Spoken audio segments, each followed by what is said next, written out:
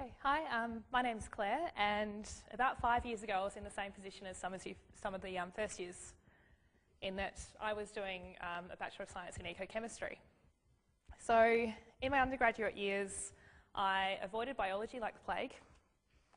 I did geology and really enjoyed it and was almost tempted to go down a geology pathway, but I stuck with chemistry because I enjoyed it, I was good at it, and it was interesting and it was always a challenge. So I kept going with the challenge of chemistry and did an honours, and now I'm starting my PhD. And I'm actually in the field of biological inorganic chemistry. So having gone from someone who thought I was going to be working in environmental chemistry once I finished my ecochemistry degree, I'm actually doing chemistry that's related to biology, funnily enough. So I'm looking at selenium and its association with other metals in biology. And to do that, I'm using synchrotron X-rays. And so once I finish this PhD, I have no idea where it's going to lead, but I'm quite happy with that because there are so many possibilities. So that's a good question mark that you're seeing there, not an I have no idea what I'm doing question mark. So why selenium? It's because it's an essential element, so we all need it to function. Selenium is metabolized into a lot of different forms in our body, and depending on the kind of form of selenium that we take in our food, we'll get different forms of selenium. So just in this diagram here, I'm just showing the wide variety of selenium forms that we can get in our body. Selenium is also present in proteins. So there's a protein on the left there, which is glutathione peroxidase. We all have it, there's heaps of it in our blood. And without selenium, that protein doesn't function. And there are a lot of other proteins as well that don't do that. What's interesting about selenium is that it can be toxic if you get too much of it.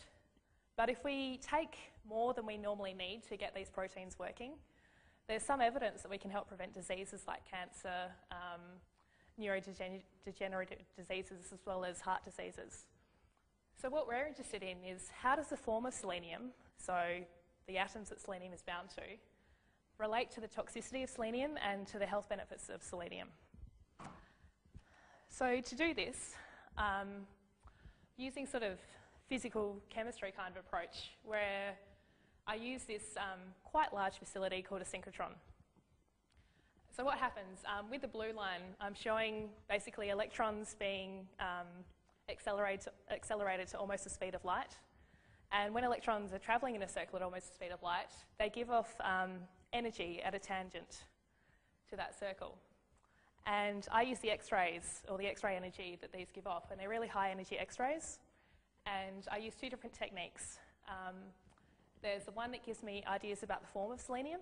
So I get a spectrum like this that's basically specific for a form of selenium compound. And I look at the distribution of selenium. So what I've got there is a human cancer cell that I've treated with selenium. And I basically map it using X-rays, and I can find out where all the different elements are located. So you can see here that with this selenium compound, it's located in really tiny spots all around the cell. So the great thing about a synchrotron is that there aren't many of them. So we have one in Melbourne that I use occasionally. There's also one near San Francisco, which I've travelled to. So this is where I do the X-ray absorption spectroscopy, where I look at the form of selenium. We had Buzz Lightyear along one time to help us. So I basically put my sample in that cylinder, which has liquid helium at 4 Kelvin, and irradiate with the X-rays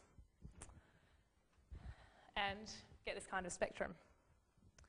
There's also another one that's near Chicago. So we go to this synchrotron here called the Advanced Photon Source, which is about 1 kilometre in circumference, and use this particular beamline where the sample goes into that yellow box there, and we map the elements in that sample to get these kind of maps here.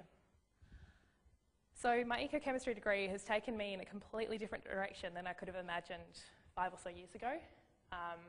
It's made me appreciate biology, which I never did before, but it also means I get to do some really interesting chemistry and find out a lot about selenium and other metals in the body. So I hope as you're going through your degree, you just keep your minds open as to what's out there. But I certainly couldn't have done any of this without a really solid chemistry background, which is what your name degrees give you.